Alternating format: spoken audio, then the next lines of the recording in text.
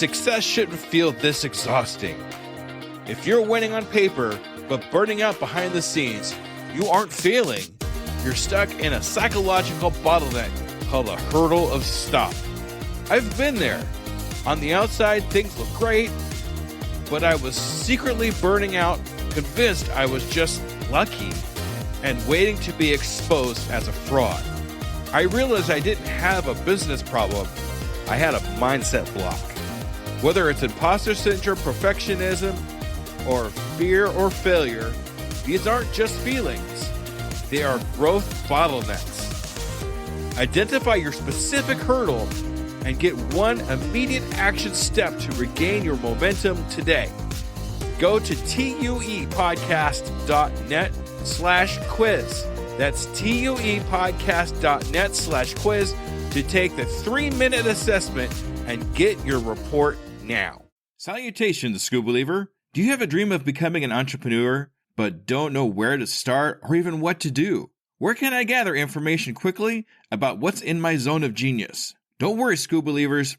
I got you covered. Go to tuepodcast.net/AI prompt and check out an amazing set of AI prompts that will give you ideas, information, and articles to help you get across that start line. Once again, go to tuepodcast.net/AI prompt to get you started now. Good luck, School Believer. Hello there, School Believer. Hey, if you're anything like me, I am just so tired of going from screen to screen to screen, trying to figure out my analytics for all of my social medias and trying to figure out where I can put any and all my energies to get as much reach as I can. Well, I think I've finally found the solution. Elementary analytics. That's right, elementary analytics. Now, at a single press of a button, I can see all my social media analytics from Google to Twitter to Facebook, all my important information all on one screen. All on one screen. Can you believe it? And if you really needed to, you could print charts for any possible meetings you might have. If you want to learn more about this amazing program, go to tuepodcast.net/EA for a 14-day free trial with no credit card needed. That's tuepodcast.net/EA for a 14-day free trial. Try it right now and see what it can do for you. Hey, I'm Sam Mars, founder and CEO of Pubfluence, and you're listening to The Undiscovered Entrepreneur, episode 33.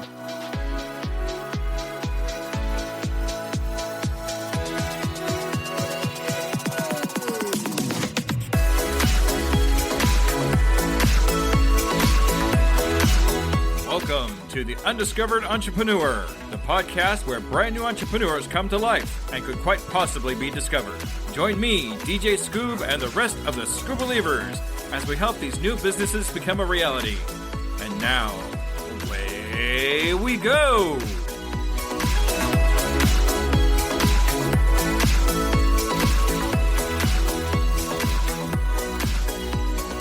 Hello, Scoob Believers, and welcome to the next episode of The Undiscovered Entrepreneur with me, DJ Scoob.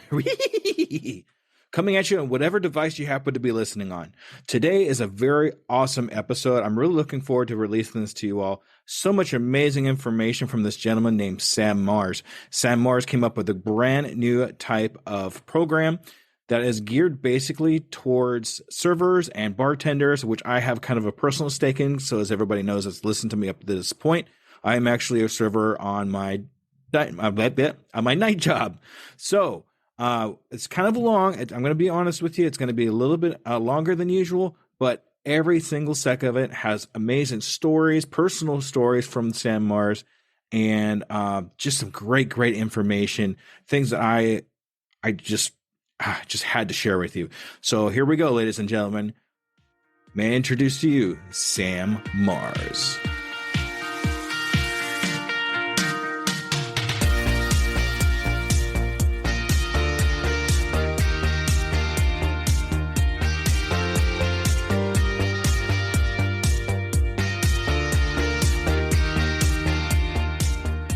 Salutations, Scoob Believers, and we are here again with another amazing, brand spanking new entrepreneur. Today we're here with Sam. Hey, Sam, how are you? Hey, I'm doing great. I appreciate you having me on. All right. Thank you so much for coming on the Undiscovered Entrepreneur, Sam. Now, I have a really kind of semi-serious question to ask you, okay? All right. Are you a school believer? Oh, absolutely. How can you not be? All right, ladies and gentlemen, we have our next school believer. Thank you so much, Sam. Okay, so what I like to do here is just give me a little bit of history about who you are, what your entrepreneur adventure is, and kind of how long you've actually been doing it for. Well, I mean, there's two answers to that. I've been an entrepreneur almost my whole life, but my current one started in 2021. Um, but what got me into it was, when I was 14, I realized how much I enjoyed being alive and how much I enjoyed this. I call it this life thing. You can give it any name you'd like. Um, and I realized that at 14 that there were people whose brains worked against them in order to experience the worst out of life. People who had depression, people who had mental illness. That was just the exact opposite of what my brain was making me experience. So what I ended up doing was turning my computer and phone into a suicide hotline. And I'd be up all night throughout high school talking people out of ending their life or out of a bad situation. And I did that for about 4 years throughout high school, freshman through senior. And when I was 16, I started working for a company selling medical products. At 18, I left and built my own company selling medical devices. Um, I really wanted to focus on helping people. And I guess you could say I first started with the mental side of things and then transitioned to the physical side. During COVID, I realized that a lot of the avenues I was utilizing for selling shut down and made me think of what other things I could do. I then started thinking of startups and became kind of attached to the service industry. And so now I've been for the last year working on an app that will hopefully solve a lot of the problems that have been plaguing it since the beginning of its era. Wow, what an amazing story. I mean, starting an entrepreneur thought at 14 is just amazing. As a matter of fact, not too long ago, I interviewed a young man who was 15 who is just starting his entrepreneur adventure, and just the brain of a young one like that coming up with ideas and having different ways to come up with things to make a difference in somebody else's life. I can only imagine what they would be like later on in life, like what you're doing now. I mean, what you're doing now is just basically helping other people accomplish something and doing things that they probably wouldn't be able to do without you. And being there for other people is just fantastic. It's such a great feeling to be there for somebody else, to be able to have a product or anything like that, to be able to help them live their lives. So fantastic. Great. Kudos to you, Sam. Thank you for what you do. I really appreciate that. Thank you. All right.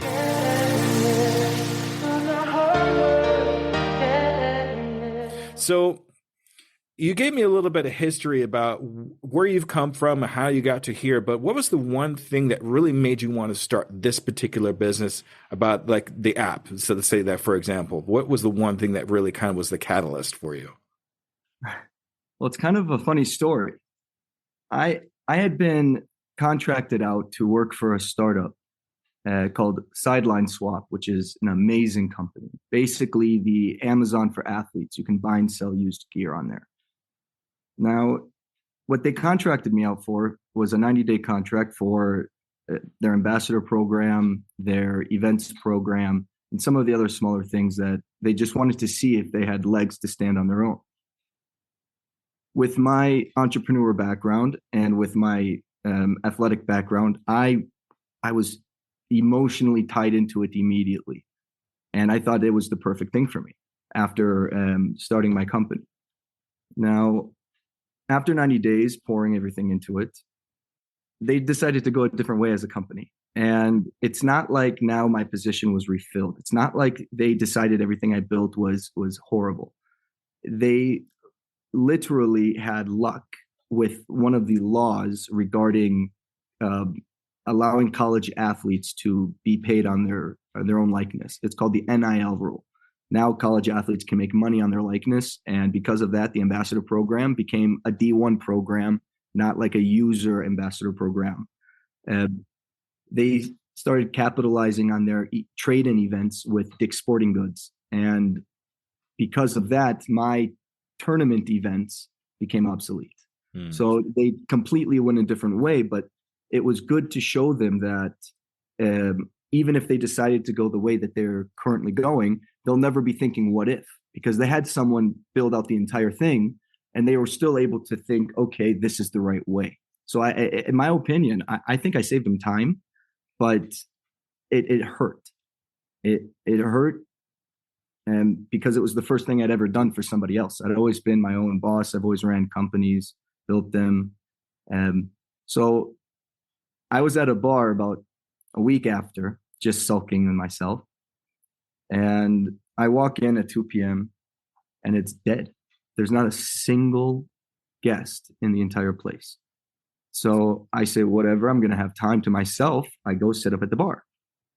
No bartender and no other staff in sight. And I decided to wait and wait and wait for about 20 minutes. No one showed up, no guest, until finally a guy walks in, sits down 2 seats next to me. His name's Chris Bach.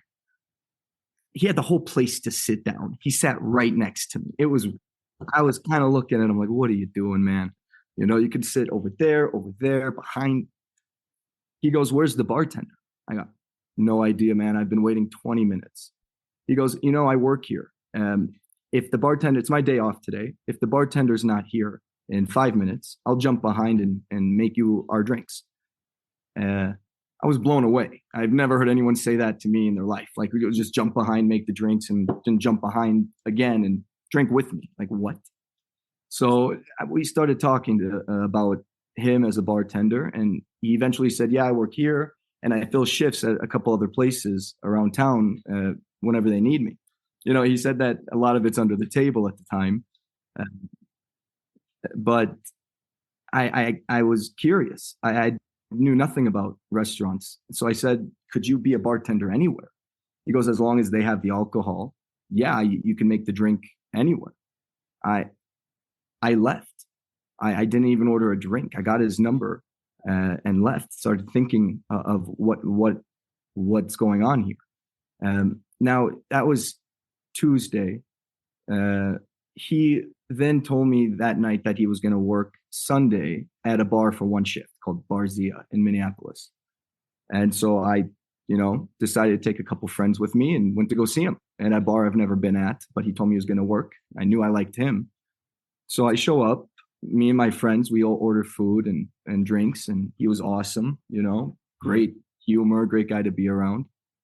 They get Ubers home, or I can't remember, maybe they one of them drove home, but I was so close, I walked. And walking home, I realized that we had tipped them each around total, maybe 45 to 60 bucks, something like that, total, all 3 of us. And I realized that he had only made that extra money tonight because he told me where he was going to be and when. And I started thinking that that's it. If you allow bartenders to fill shifts at restaurants, that doesn't solve the staffing problem. Right now, through how I came up with this idea, it turns out you can already fill a shift without an app. What's an app needed for? The real problem, after doing a bunch of researching through this app, I realized there isn't a staffing shortage. There is a shortage of people who understand how to treat their staff, how to manage their staff, how to take care of them, how to understand them.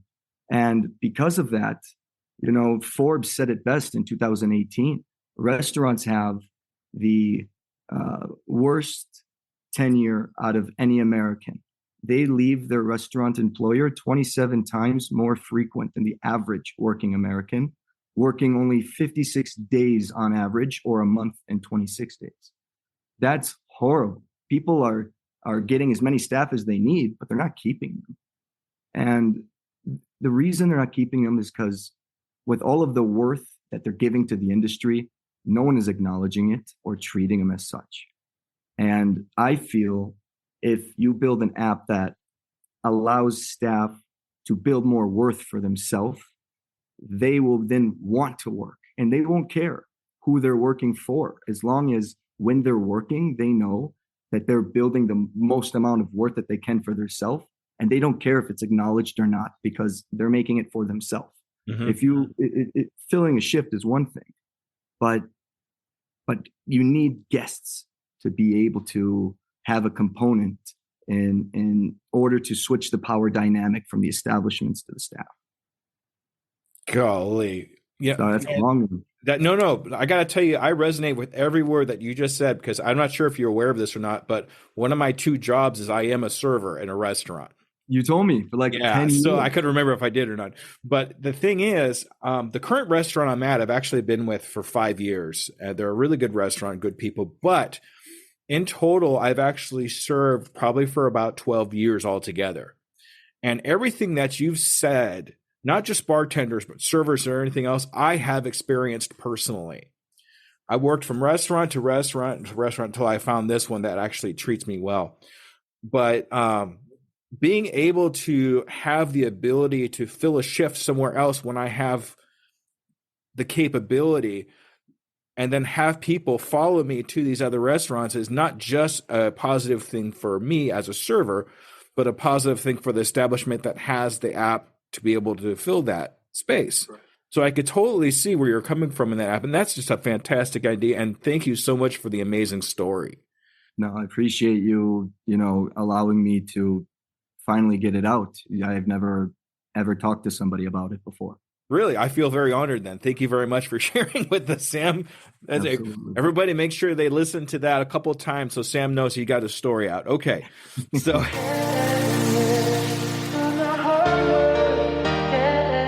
and making the app, what are some of the problems or pitfalls you've had on making the app and then trying to get it out there? Wow. I'm probably the earliest stage in a startup you can be, and I've already had many. Sorry, I can't remember. I think Reid Hoffman, the founder of LinkedIn. I'm gonna have to double check me on that name. Wow. He says it best. He says building a startup is like jumping off a cliff and then trying to assemble the airplane on the way down. And it fits. Now, I'm all for jumping off cliffs and attempting to fly. And I did that so quick with this idea that the first pitfall you go through is one, learning the startup industry, the ins and outs of what it takes to build one, what investors look for when you're building one, what your consumer will look for, what your B2B will look for, your business plan, your go-to-market strategy, your total addressable market. These are words I didn't even know a year ago. I immersed myself in it to immediately try and, grab onto a ledge before I fall off the cliff, Now, just learning it isn't enough. Once you know it, it's still the idea. And without going too much into it, my cousin and my uncle, his dad, are very smart when it comes to startups. I'll leave it at that. And they are people to listen to. I flew over to my cousin and talked with him for a little bit, and eventually realized that I thought I had a good idea. He gave me the here's what you do, here's how you got to do it. Then at the end of the 3 weeks I was there or something, I presented it to him to the best that I knew. This is a month after I came up with the idea. So I didn't know anything too much about startups yet. And I presented everything the best I could after like 2 months of coming up with the idea. And it was an immediate turn down, like a shut down, shut off, stop what you're working on. He built me up and then taught me a valuable lesson. That you have to know what you're doing before you do the right thing, but that doesn't mean that what you're doing right now is the right thing. So he says the market isn't exciting at the moment. He says that There's too many people out there doing the same thing, and it it it took me down a couple notches. The point where I left, and well, I had to deal with a couple things, but I probably could have dealt with it over the phone. But I took the opportunity just to leave, and I'm at the airport drinking myself like an idiot, right? Because I feel like I just wasted so much time and energy on what I've been doing and money, and I had a roadmap set out and it just crumbled. So I'm at the bar and the bartender is like, what are you doing here? What's going on? Tell me about yourself, right? I mean, we're in an airport, so she meets a bunch of traveling people. And I explain what I'm doing. Well, I stated it as if I'm doing it, but in my mind, I thought I was done. And I explained everything, and she just said, "Shut up. We need that." And she called her coworker over. 10 minutes later, they called the cook in the back over, and they're just making reaffirmations that I need to do this. And it lifted me back up. Before I even got home, I was ready to go again. And all of these things happen before anything's even built. You have to have conviction on what you're doing. And if you don't have it, you need to talk to your users who need it. They will tell you that they need it, and that should give you conviction. After that, I then had to build the app, and I'm an idiot when it comes to tech. There's two founders in startups. There's the tech founder. Then there's the non-tech founder. The tech founder can be labeled like a Mark Zuckerberg, or someone that understands how to build the ins and outs of an app or a website or what have you, software. Now, they call the non-tech founder the idiot with an idea. And that's where I come in. Yeah, well, you and me both, Sam. You and me both. Yeah. So in order for me then to go from idiot with an idea to founder, I needed to learn more, and I needed to figure out what I don't know, because you know what you don't know, but you have no idea what you don't know. You have no idea. And in order to uncover some of that, I had to read more about tech and more about what a tech person does and how to manage their time and their the priorities of what needs to be built and when. So a big part of this for me was figuring out who is telling me the BS when I'm interviewing them and who is telling me the truth. And there can be someone that's like a smooth talker and they can understand what they're saying. That doesn't mean that they understand how to do it. So it's very difficult when you have no idea about tech and you need somebody who's very talented to buy into what you're doing. Because you'll get a lot of phonies. You'll get a lot of people way over your head who you'll never be able to recruit at this point, which I've had a few I've had, very quick talks with, and then they just, know very soon I'm, my first startup, I'm not a tech person. And they probably want to work with someone who understands tech a little bit better. And I totally understand that. But there's so many pitfalls that will happen that you have to go into a startup taking the pitfalls as if it's just part of it and not worrying when they're going to come or what they're going to be, but just be prepared for it because they're coming. So if you're prepared, you're fine. A lot of people have to dwell on them. I like to find them. I one shot to the head, not 6 to the chest for me. Tell me the problems. I'll solve them, Exactly. Sam, that's amazing. I mean, you went through so much to get to where you are right now. And it sounds like you finally talked to the right people to keep your spirits up in that particular point.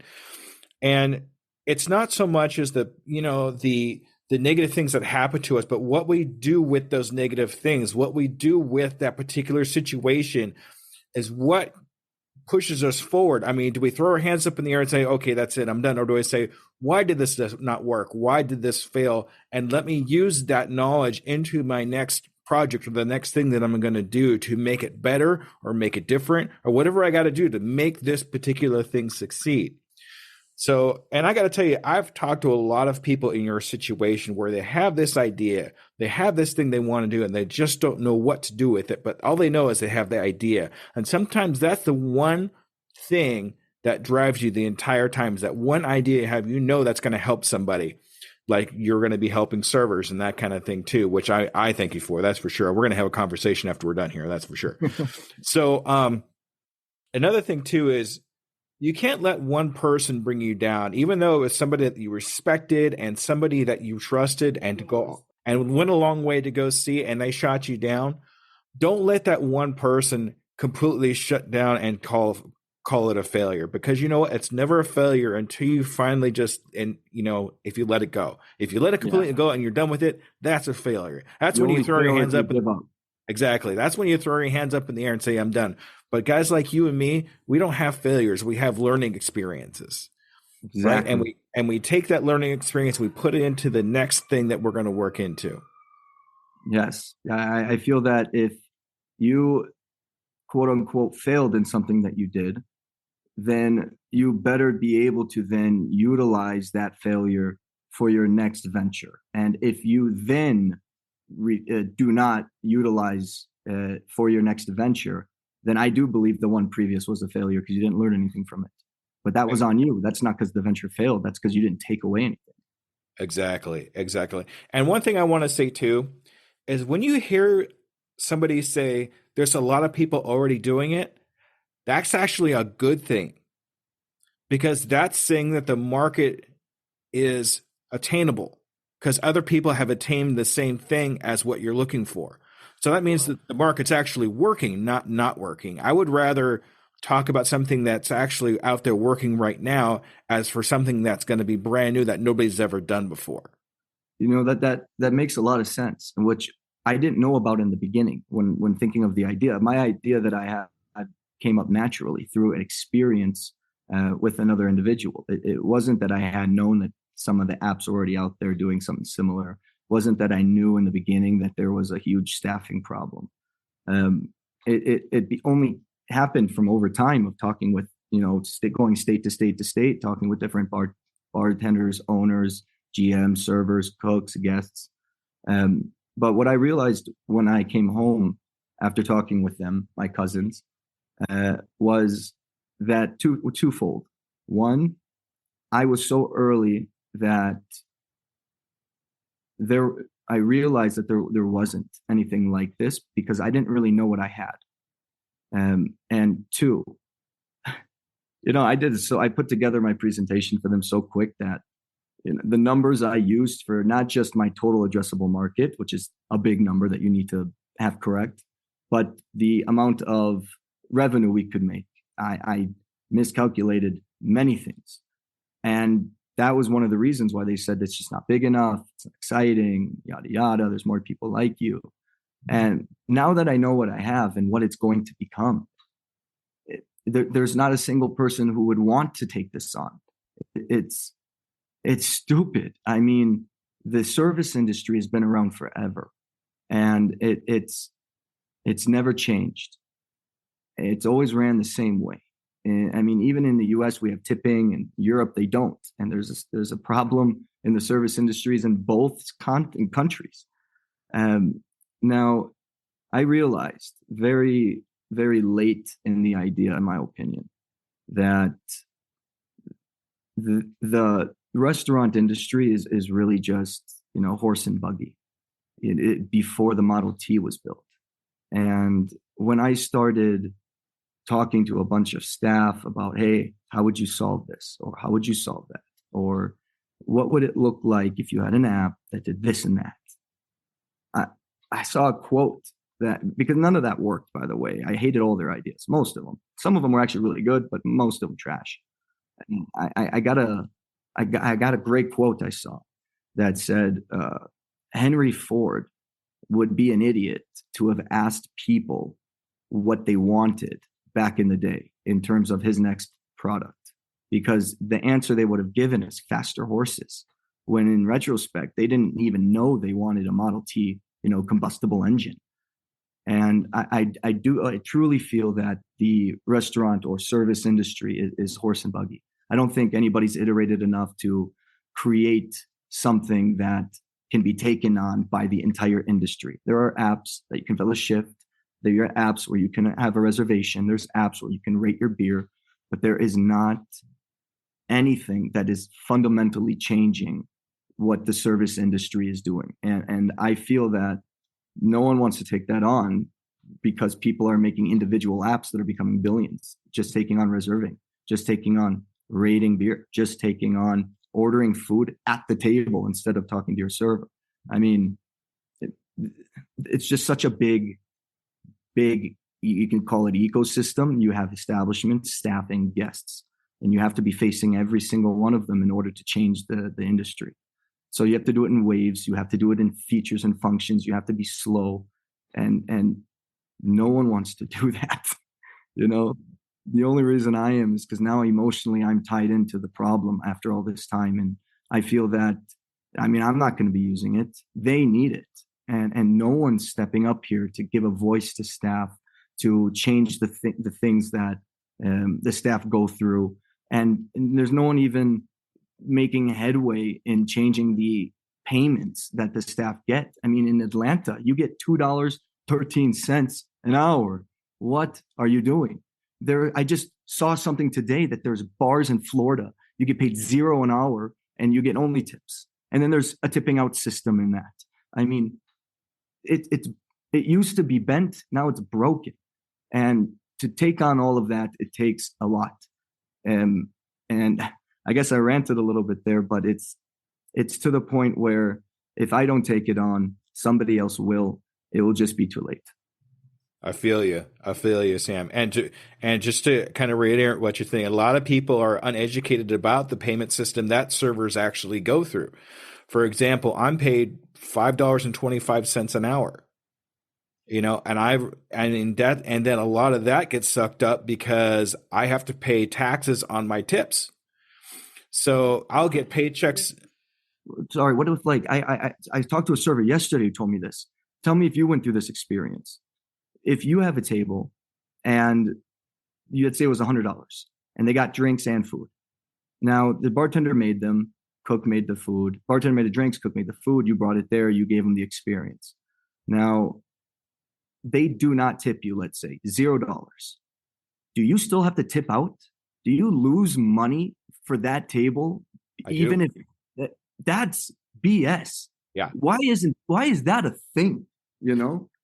Yeah, that's a whole subject for another podcast. So I'm not going to get too far into that. But sorry, that's okay. But just for anybody out there that wants to understand how the service industry works, and right now, and I do completely agree with you, it is a broken system. If I don't get a tip from the table, I still have to tip out a certain percentage of that amount spent by the guest to the bartender and to the busser that busses my table after the table's over. Fortunately, my restaurant doesn't force me to tip up my cooks, but there are ones out there that do actually do that. So, okay, I'm going to get back to what I want to talk to you about here. I just want to get that out there. No, that's okay. All right. So one thing I really like to say here is if you know what people want before they actually want it, they're apt to understand that you probably have the answer for it. So a lot of people out there, just like the quote that Henry Ford was talking about just a second ago, it's kind of the same idea where he has the idea, but nobody knows that he has the idea until he actually puts it out there and people go, oh, wait a minute, this is a great idea. I don't want a faster horse. I want a car, and kind of the same idea here. I think that same thing happening with this app where servers and bartenders will understand, wow, I could really use this. And I didn't really know this was even a thing. And they're going to be apt to come to you because you're the one that came up with the idea. Right. Going first to market's big. Exactly. And the service industry is old. I'll definitely give you that. That's been a long time coming, but the technology that we have nowadays is not old. Correct. So if we're able to use that technology into something to make other people's lives better, get paid better, have a better following of people going to the restaurants, for this example, why not use that new technology to be able to better our lives, better our situation when it comes to serving or anything else for that matter that might actually fill that need? I agree. You know, And no, go ahead. oh, and revenue. When we talk about revenue, I understand people's thinking about revenue, but I personally think that revenue should not be the first things people think about when it comes to making something for the public. I really believe that the helping of other people should come first, and then the revenue will follow into that product, into what you're doing. And then when you get to that point, then maybe talk about revenue. For example, I being a podcaster, I don't get paid anything. I haven't made a single dollar doing this, but I've been doing it for just a smidge over a year now. And I got to tell you, I wouldn't change it for anything. I'm helping other people like yourself, Sam, get the word out there, not charging anything for it because I want you to succeed and I want you to have a way to be able to succeed. And that's why I do things like this. That's why revenue for me is definitely not top priority. Okay, Sam, go ahead. Sorry. No, no, I was thinking the same thing actually. If if you went after revenue or you went after, scaling huge in the beginning, there wouldn't be a single startup. Um, what needs to happen is you have to sway people's opinion to using your software. And if you tell someone to pay for it in the beginning right away, they call that you like a barrier to entry, and it's one of the biggest ones.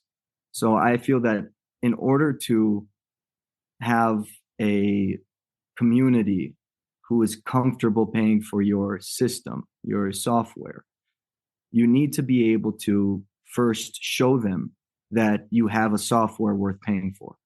And there are many ways to do that, but the best way is if what you're building has never been created before, it's just let them on, or let them on and pay per use instead of paying monthly or paying, whatever, what have you. If you allow people to fill a shift, don't make them pay monthly, make them pay per shift. You don't pay Uber monthly unless you want more features. If you're going to schedule a shift, don't make them pay. If you're going to allow you to build, a following with guests, don't make them pay to do that. Make them pay later if you can make functions and features above that that are valuable enough to pay for. If in my personal situation, because there are a few other indirect competitors, I would call them, people that you can, or apps that you can fill a shift at. If I don't release something that's at least 10 times better with my first version, there's no reason for me to launch it. There's too many solutions out there already. What do I need? What am I needed for? So the biggest thing that I've been figuring out and trying to work on is, one, what are those baseline MVP, minimum viable product features, and what could I eventually down the line monetize, and how could I do that? So I'm very much on your side. I don't want to. Restaurants already make razor thin margins. I've never even worked in a restaurant, and I know that. So I don't want to build something valuable that they then have to spend money to use. I want to build something valuable that they can use, that if down the line I can then utilize, the user base, maybe then there's something worth paying for. But to solve a problem, give them the solution. That's how you really solve a problem. Focus on money later. Exactly. The money will follow. Hey, I want to say something here, Sam. I'm going to counter something that you said just now. You said that your app or whatever it is that you're putting out has to be like 10 times better than everything else that's out there right now. I disagree with you. If you could make your product 1% better, it's going to be that 1% better than anybody else that's out there right now, and people will look at it. Doesn't have to be 10%. You're overthinking it. I really feel that you're kind of overdoing it in that aspect. If you can make it 1% better, put it out there, and then make it 1% more better than that, then 1% more better than that, you will actually start building a better product in 1%. And that's going to be a lot more attainable than 10 times, 20 times, 30 times over what's out there already. I actually 1,000% agree with that.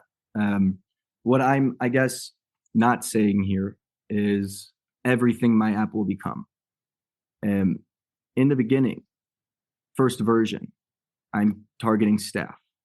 I'm allowing staff to fill shifts while they build a guest following. There are hundreds of apps that you can fill a shift, but too many, to be honest. The 10 times better part, in my opinion, is allowing you to build a guest following and be able to be not critiqued, but validated with some of the skills that you put out there, that you say that you have: good communication, great under pressure. The establishment can validate that almost like an endorsement on LinkedIn. And building a guest following creates a brand around yourself as as a staff member. None of the apps, not a single one, give you any avenue to become a brand. And that is the 10 times better. Now, why I agree with you is because when building an app that's just brand new, that no one's built before, 1% better is more than enough. In fact, 0.01% is great because no one's done it before. But if you're building something that isn't a problem, quote unquote, filling a shift is not a problem, then you need to build something 10 times better, or there's no reason to use it. But the 1% increment that I am doing is, once I get the guests, the staff, and the establishments on board, every day I will try to get 1% better on building that ecosystem. But in order to sway the restaurant community into using my shift scheduler, I guess you could call the first version, in order to sway them to use it, I have to be, there's got to be a reason why people want to use mine over everything else right now. I mean, there's just too big of companies that you can fill a shift with: Gig Smart, Instawork, Shift Pixie, JitJat Joe. There's so many that are worth hundreds of millions that cover a lot of the US, that if I tell someone that I'm building like a new service industry, there's no reason to use my shift scheduler in the beginning, if that's all there is, because you can fill a shift with another one. But if I tell them that, I'm building an ecosystem, and in my ecosystem, you can fill a shift while building a guest following, and then there's going to be more stuff later on, that might sway someone saying, okay, this one I can actually build a brand with. There's two things going on. You can either fill a shift on an app, or you can build a brand around yourself. And one of those features is being able to fill a shift. But in the beginning, it's just filling a shift and building a following. And because of that, I have to give a reason that mine's better in this early stage. All right. Well, that makes sense. That makes perfect sense. I understand where you're coming from. Sam, I'm going to move on to the next question, if that's okay with you.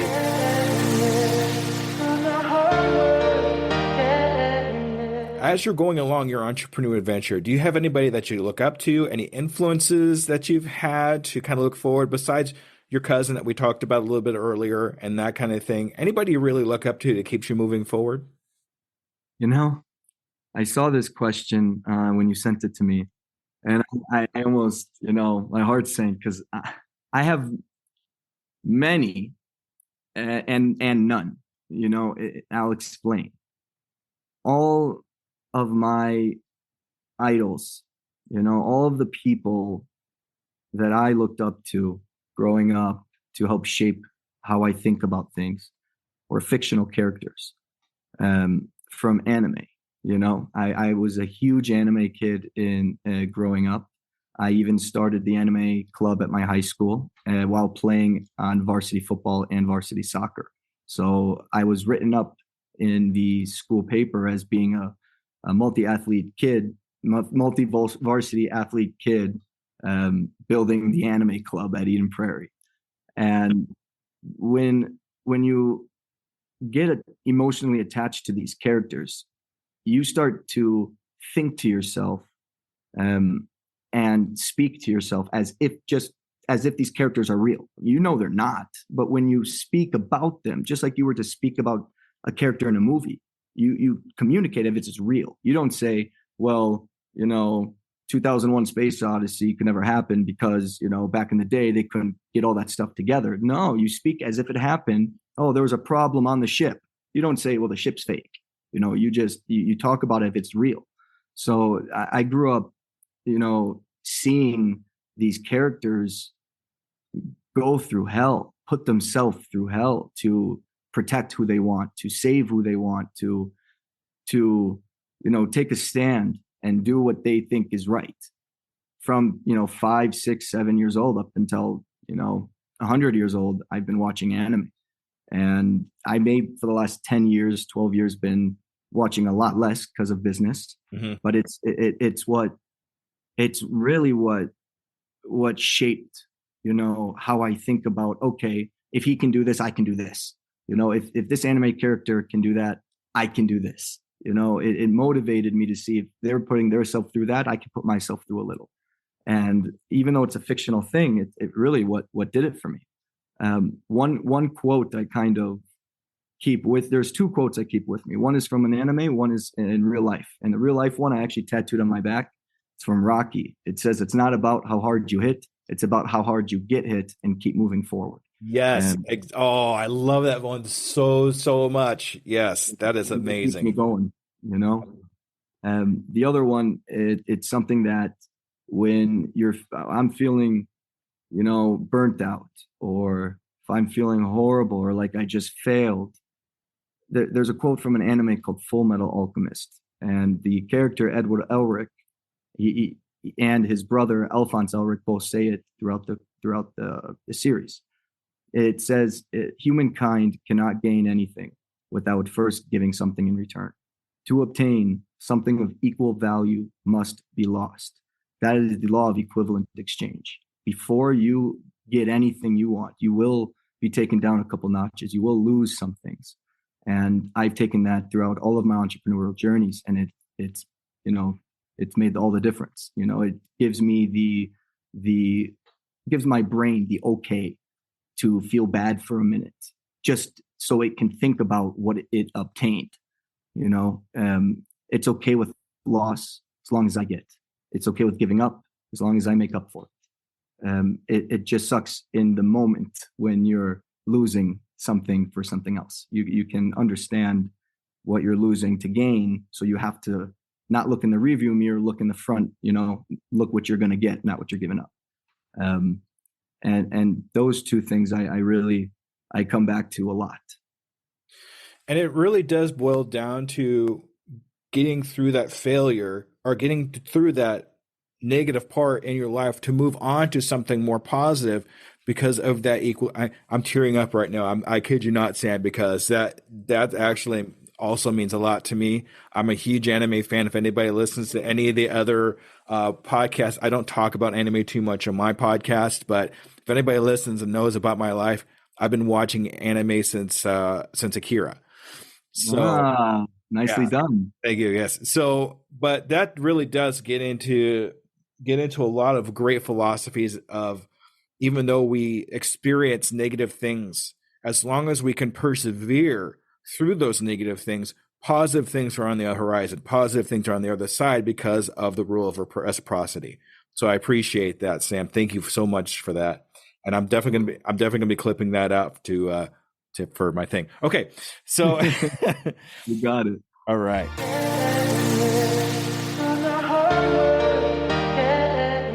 So I know you're just getting started with this app, and I understand that, and you have a long ways to go, but you will get there. But when you do get there, when will you think you've made it? What is that one point in your life where you say, this is exactly where I want to be at this point in my life? What does that look like to you? Can you explain that to me? Well, there are two things there. I'm right now in the exact point in life I want to be at. Of course, everybody would want more things, want to have more things, but people want to snap their fingers and have that. I don't. I want to make it. I told myself, if I ever I'm never buying a lottery ticket, because if I win, I'm going to feel like crap.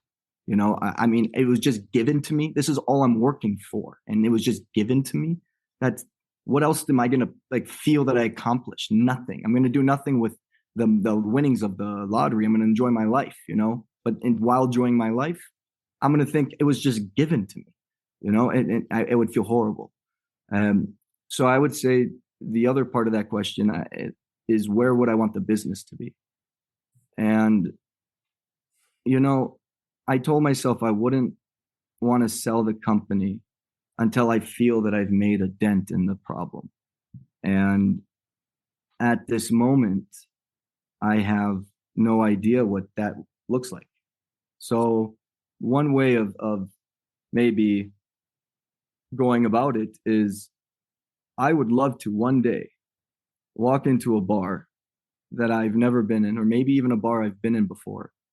And I would love there to be somebody behind the bar, or someone server, or some cook using my app that I had no, I did had no play in getting them on the app. I did nothing. I never talked to this person, never knew them. I want to show up like an idiot and just, I want to have them tell me, yeah, I'm here, man, just using this app. You should follow me. I want that to happen. I think that would be okay. I've done the right thing here. That's amazing, Sam. That's very similar to my made it moment too, where I'd just be on the street walking, whatever, and go, "Hey, you're DJ Scoob, aren't you?" I was like, "Yeah." I said, "Thank you so much. I listened to that episode with you with Sam, and he was so inspiring. I went and started my own business. Thank you so much. It's been amazing." And that's what I'm looking for.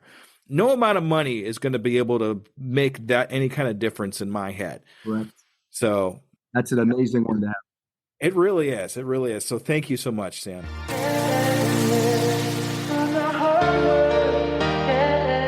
All right, now I know that you're new, but if somebody just happened to come up to you and say, "Hey, I want to do a similar adventure as you. I want to do something very similar to what you're doing in your app or whatever your entrepreneur adventure might be," what kind of steps would you have them take? What kind of advice would you give them? I would say, don't do it. I'm already doing it. Well, I mean, after that. No, I'm joking. I would say first and foremost, you have to be in the right mindset. If you go into building any startup, thinking that who you are right now, while you thought of that idea, is the correct person to bring your app to fruition, you're mistaken. You yourself need to evolve and iterate and learn and transition and pivot. And because of that, you just have to start. You need to begin. If you don't begin, you'll never start evolving. You'll never start becoming the person who will eventually be able to launch the thing. And once you have your mindset in the right place, you need to be able to block out other people's minds. There's two wars here: you versus yourself, and you versus everyone else who isn't telling you what you'd like to hear when it comes to, oh, you should, not do that, or you should do that. Whether or not you should do something is up to you. Don't let people who have no bearing on what you're doing have any say or any sway in your mind about your trajectory that you want to go on. I told my mom and dad about what I was doing, and they said, "Oh, that's cool. It sounds great. Now, are you going to go set up more kiosks?" That's my other company. And I immediately realized that the only people that I need to listen to are the people that could be using it. So I took a lot of money, like 10, 15K, and I started traveling around the country, going to different bars, restaurants, talking with owners, staff, everybody, to see if what I'm building or was going to build would even be the correct thing to do. So their mindset really helped me, because I was asking all the wrong people, and if you win the fight with yourself and lose the fight with everyone else, I don't think that's everyone else's fault. I think it's yours. You asked the wrong people, or you didn't take the feedback correctly and you allowed it to kill your thought. So once you win the war with you and you win the war with everybody else, after that, it's execution. There are 3 steps in a startup: product, team, execution. If you can get over the fact that you're going to make a product and screw what anyone says, check. You have to build a team that then can build that app and get it out to the public. Check. Then you have to come up with an execution plan about how you're going to do it. And for all three of those, the best thing to do is just talk to your users. You can spend money on ads. You can spend money on, developers. You can spend money on contractors. You can spend money on whatever. But I would say if there's enough users that you know of, or you can get to, spend all of that money on getting to your users and talking to them. Take them out to dinner. If they work at a restaurant, pay to buy a couple of drinks and food, and then tip them while you talk to them. Talking to your users can really make or break any startup idea. All right. That's awesome. That's some great advice for anybody that wants to start up any kind of business, not just apps or anything like that, but to have that roadway to follow. Those steps that you gave us will definitely help somebody else that wants to start their entrepreneur adventure, that wants to get that start, because there is so much power in just starting, doing whatever you can, that little bit, whether it's even just reading a specific book or just talking to a specific person that has an idea that can help you along, goes into that start. And that goes right into my tagline. Thank you there very much for Sam. I can, I am, I will, and I'm doing it today. Doing it now. That's the most important step that you could take, because you're not going to get any further until you take that first step towards your entrepreneur adventure. So thank you very much, Sam. I really appreciate you. And if you ever in your travels end up in Missouri, look me up, okay? Because I definitely will. All right, cool. That brings me into a nice quote by Les Brown. It says, "The most valuable place on the planet is the graveyard, because in the graveyard you will find inventions that no one was ever exposed to, ideas that never became a reality, hopes and aspirations that were never acted upon." If you want to be rich, hang out with the people in the cemetery. You'll find out the best ideas that no one knew about. But if you want to have action, you got to go find people who are acting. Yeah. And, since we're kind of talking, I'm going to throw this out. I wanted to say this earlier, but I didn't want to stop because you were on a fantastic roll. There's some books that I'd like to mention when it comes to a lot of the stuff that you're talking about, and I will send them to you in a DM later on, so you don't have to write them now. One of them is called How to Win Friends and Influence People. Have you heard of that one? Love that book. Okay, I've read it many times. Yeah. Okay, so that's awesome. I'm glad you did that one. There's another book by the gentleman named Pat Flynn, who is a gentleman that I follow all the time, called Will It Fly? Now, the book. I've heard of it. Okay, so the book Will It Fly basically goes over how to come up with an idea and how to test that idea before spending a whole lot of money and time on it. Nice. So I think something like that would be great for you. You've done a lot of research already, but I think having a structure for that research would definitely be beneficial for you. Yeah. And making sure that research is viable for the product that you're working on. And that's what this book does for you. That'd be great. I appreciate that. And then another book, and it's one of my favorite books, and I've actually done a podcast on it. It's called The Big Leap. Now, The Big Leap goes into a lot of mindsets and a lot of different ideas that you have for yourself to keep yourself in the mindsets so you could find your zone of genius. Now, have you heard of the zone of genius before? No. Okay, so your zone of genius is the one thing, and you're in it right now, I can tell.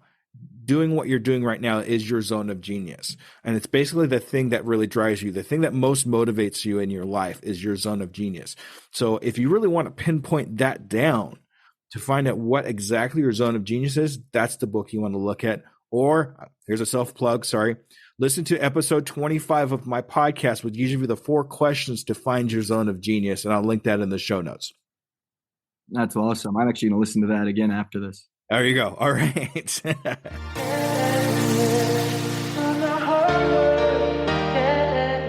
All right. So this is my favorite question. I did steal this from everybody. So I'm sorry about that. What is the one question you wish I would have asked you but didn't? I always miss one. One that was like, I really wish you would ask this question because I had the perfect answer for it. Do you have a question that I might have missed? The reason I think I don't is because of your experience as a server. I think we've been able to get everything out that's necessary. Okay, good. And the answer to that? No, I'm just kidding. That's fine. All right. The answer is 42. Yeah, life and everything. 42. There I you love it. I go. love this guy. Okay.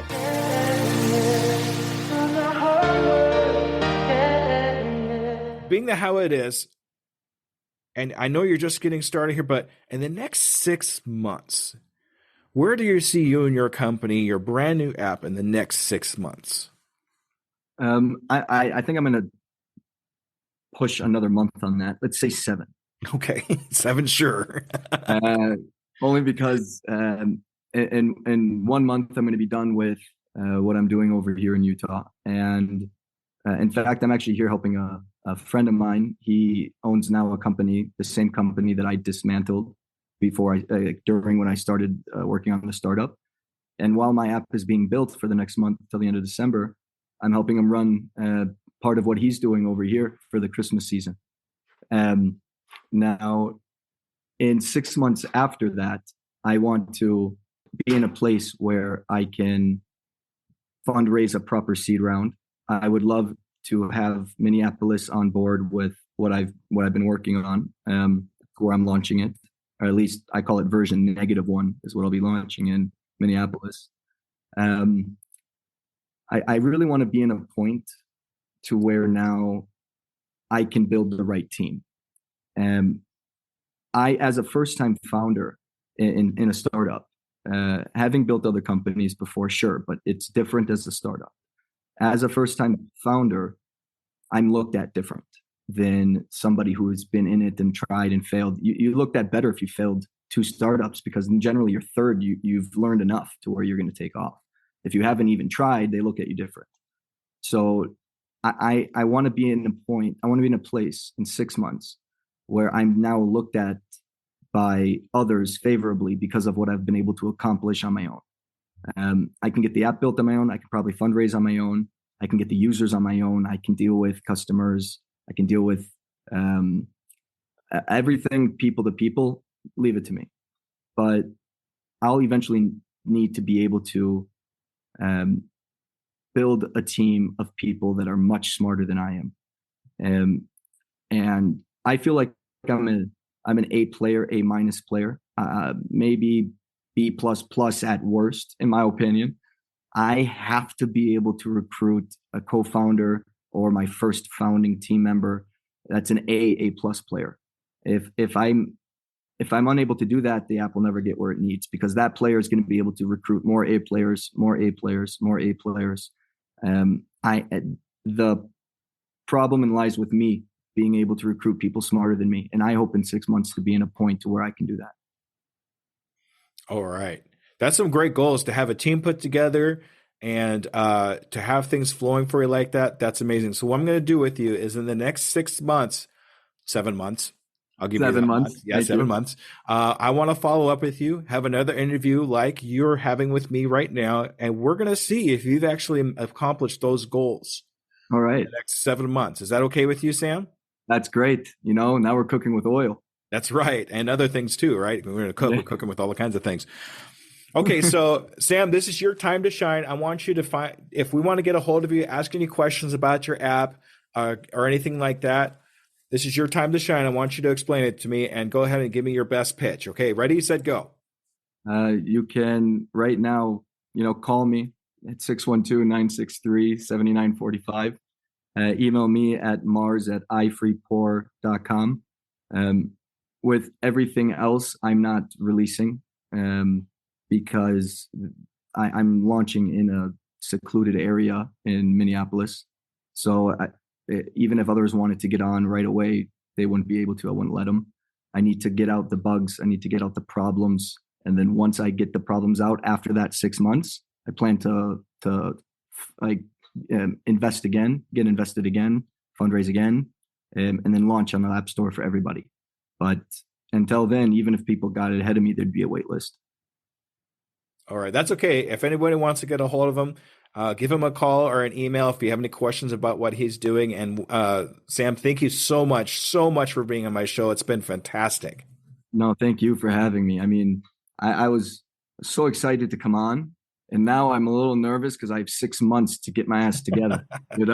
Well, that's why I do this, because I want to hold you accountable for your goals, and I want to be able to push you along to be able to reach those goals. So I really appreciate that. it's mean, but it's nice at the same time, right, Sam?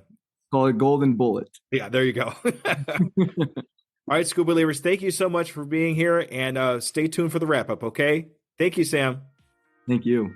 All right, good night, everybody.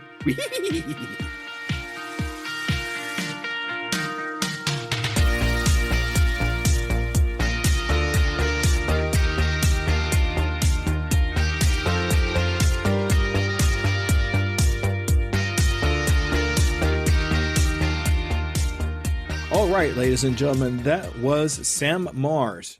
He really is just getting started in his entrepreneur adventure. And it's really great to see somebody just get very, very into what they're doing. Even though they're just getting started, they have so much great information and just so much enthusiasm for what they're doing. It was awesome to actually just look at and listen to. So that's awesome. So, there was a couple of things I said that I'm going to clip that out, and it was just awesome. Everything that he said, when I said, I'm going to clip that out, I want to make sure you paid attention to everything I said I was going to clip out, because it was great information. It was just so awe-inspiring to have a gentleman that's so much into what he's doing, and he has this amazing idea he wants to help other people with. I am all about that. I'm all for it. So if you want to contact Sam and help him out in his entrepreneur adventure and help him with ideas, or even help him with some program or anything like that, make sure you reach out to him and say, hey, I can help you with this, or I can help you with that. He has just so much that he wants to give others. I think we should all help him out as Scuba Believers. So also, I want to put this in there too, and I'm really excited to announce this, but I have my very first Patreon. Yes, somebody had decided that they want to help other people with their entrepreneur adventure, so they joined my Patreon. So I want to say a special thank you to Brian Briggs, my first ever Patreon from Ocean Tree Creative. And if you want to see anything about him, make sure you find him on Instagram over at Ocean Tree Creative. And if you want to follow me, I'm going to keep this kind of short because it was kind of a long interview. But if you want to get a hold of me for anything and you want to follow me in any of my social medias, you can always go down to the show notes. All of them right there, all of them clickable. Just click on that and just start following me. Or you could reach out to me at uepodcast.net. All right, everybody, thank you so much for a great show. And we're on to the next one, where we're actually going to feature three very experienced entrepreneurs. I'm really looking forward to sharing their stories and their information and what they have to offer us as Scuba Believers. All right, everybody, thank you. Bye-bye.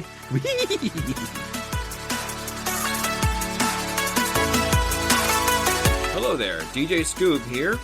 And I just want to personally say thank you for listening to my program. I really hope you learned something. Tune in 2 weeks to listen to another brand new entrepreneur. And remember, I can, I am, I will, and I'm doing it today.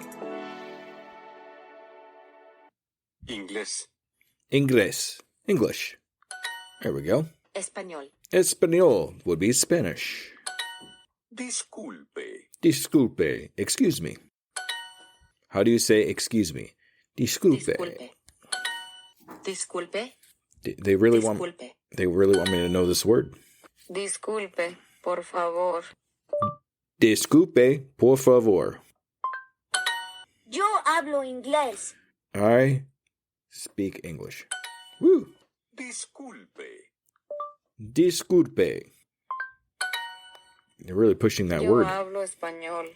Yeah, I speak Spanish. All right. Si yo hablo español. ¿Tú hablas inglés? You speak English.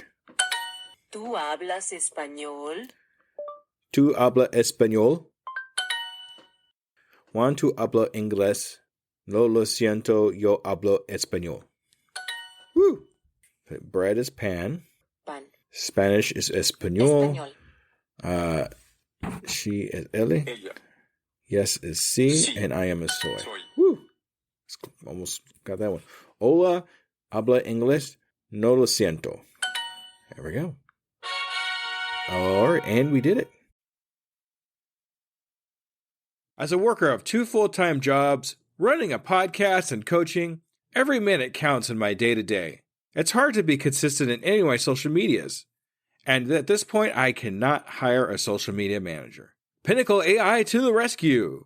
I've been using Pinnacle AI for a couple of weeks now. I've seen big improvements in my outreach and consistency in all my social medias. Do you want to save time and increase your productivity too? Go to tuepodcast.net/AI for more information. Save yourself time and grow your brand. Try it now and see what it can do for you. Hello, Scuba Believers. Let me ask you a real quick question. How many cups of coffee have you had today? 3, 5, 7? And let me guess, you've got a Red Bull in the other hand just in case, right? Yeah, I see you. Now, here's the truth bomb nobody wants to hear. You're not building a business. You're building a caffeine dependency. Listen, I get it. When you're grinding 12, 14, 16-hour days, you're building something from nothing. When you've got payroll to meet, investors to impress, and visions that won't wait. You need fuel. But what if I told you that the fuel that you're using is actually slowing you down? What if the very thing that you think is keeping you sharp is actually making you dull? Enter Rise Coffee. This isn't your grandma's mushroom tea. This isn't some hippie wellness trend. This is science meets performance. And here's what makes Rise different. Less than half the caffeine of a regular cup of coffee. But here's the kicker. You won't miss it. 6 organic powerhouse mushrooms, including cordyceps, what Olympic athletes use, and lion's mane, what Silicon Valley biohackers swear by. Sustained energy that doesn't spike and crash. We're talking smooth, clean power from morning to moonlight. Crystal clear focus without the jitters. Imagine closing the deal with calm, confident mind instead of the caffeine chaos. Gut health and immune support, because what's the point of building an empire if you're too sick to enjoy it? So here's the challenge to you. Stop borrowing energy from tomorrow. Stop running on fumes and call it a hustle. Stop wearing your caffeine addiction like a badge of honor. Real entrepreneurs optimize, real entrepreneurs adapt, real entrepreneurs win. You can't win if you're crashing at 2 p.m. while your competition is just getting started. Break the cycle. Head to risesuperfoods.com right now and use code PODNA15 for 50% off your first order. That's PODNA15 for 15% off. Try it for 30 days. If you don't feel the difference, if you don't feel sharper, calmer, more focused, more alive, then go back to your 6-a-day cup habit. But I'm telling you, you won't, because once you feel what real energy feels like, you'll never go back. Ditch the addiction, fuel your empire, and rise up. Rise Coffee, energy that builds, not burns.